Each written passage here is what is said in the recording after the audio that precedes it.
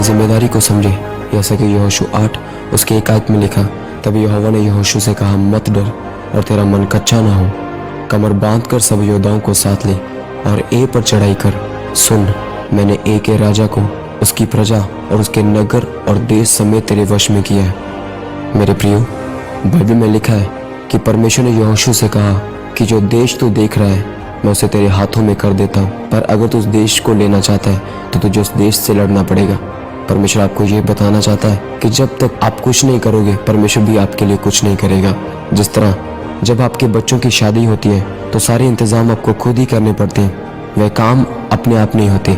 उसी तरह परमेश्वर का काम भी अपने आप नहीं होता, उनके लिए आपको लड़ना पड़ता है और जीतना पड़ता है।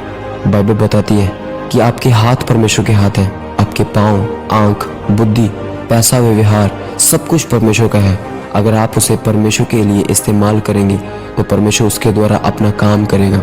ऐसा नहीं है कि परमेश्वर आपके बिना काम नहीं कर सकता, वह अकेले भी काम कर सकता है, पर वह करता नहीं, क्योंकि उसने इंसान को इसीलिए बनाया ताकि वह उसके साथ सहभागिता रख सके और उसके कामों को कर सके।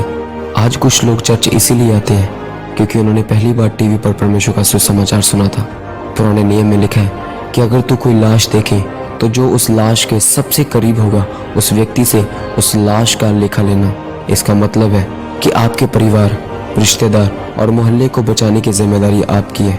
इसलिए प्रभु यीशु मसीह ने कहा कि तुम जाओ और लोगों को सुसमाचार सुनाओ। बाप, बेटा, पवित्र आत्मा के नाम में उन्हें बपतिस्मा दो, उन्हें चेला बनाओ और जो आज्ञा मैंने तुम्हें माननी सिखाई है उन्हें माननी सिखाओ, और जगत के अंत तक मैं तुम्हारे साथ हूँ।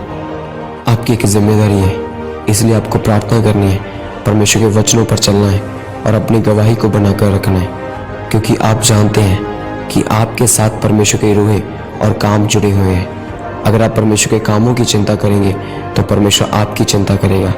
जब आप आत्मा में बढ़ते हैं तो परमेश्वर ये चाहता है कि आप अपनी उन जिम्मेदारियों को संभालें जो आपको परमेश्वर ने दी है।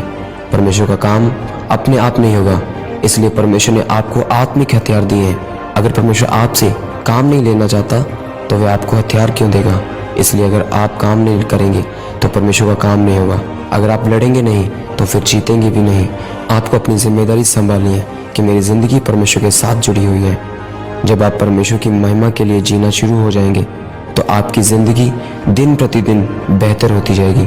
फिर आप कभी एक स्तर पर नहीं रहेंगे, आप आशीष के बाद आशीष पाते जाएंगे। आमीन।